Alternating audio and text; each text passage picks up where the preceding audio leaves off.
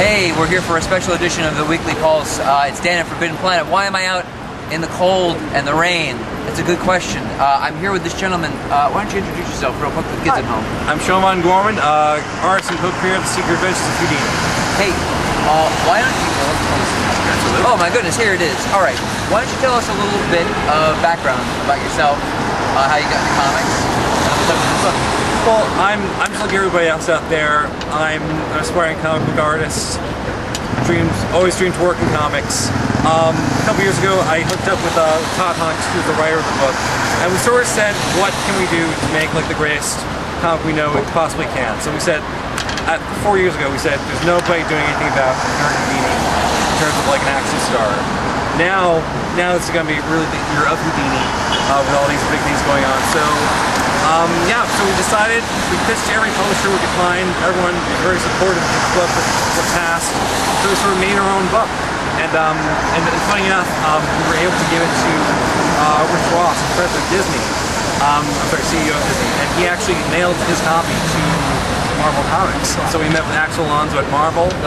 He actually technically edited the book. He gave us 2 pages of editor's notes, and the changes he made are reflective of this current edition of the book. And so right now we're just, I'm promoting the book right now by handcuffing myself to this pole outside Forbidden Planet until we sell every copy. And I'll be here for as long as it takes. That's insane.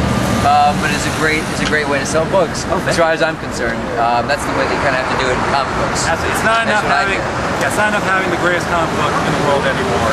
Right. You got to show people how serious you are, and right. I will get my demands. There you go. So if you were going to pitch this to somebody in a way that wasn't just handcuffing yourself, what would you say? Because obviously it is. It's sort of like how they did Robert Downey Jr. did like action star Sherlock. This is a very action-oriented Houdini. But if you were going to pitch it beyond that, what's the pitch? What's that tagline? How do you sell that book? Harry Houdini versus monsters. It's the basic idea of the book. Harry Houdini. Everyone obviously has heard of Harry Houdini, the magician, escape artist, but not everyone knows a lot about him. And honestly, one of the most interesting things about him was that towards the end of his life, he became sort of a paranormal investigator of sorts. So on top of that, he was essentially Batman. He was an escape artist who was well off, and he sort of used what he did to go about and sort of help people who, at the time, there was a big rush of spiritualists and fake mediums out there taking advantage of people, trying to reconnect with lost loved ones they lost in World War I. So he himself was trying to reach out to people who he had lost in his life and was being taken advantage of. And so he would go in disguise and like full disguise makeup, sort of like debunk these spiritualists, rip off dramatically sort of his face. And so we really didn't have to make too much up about him. We just sort of blur the line of history a little bit where he does in fact meet creatures of the supernatural. And take it from there. It's a really exciting book. Again, everyone needs to read this book.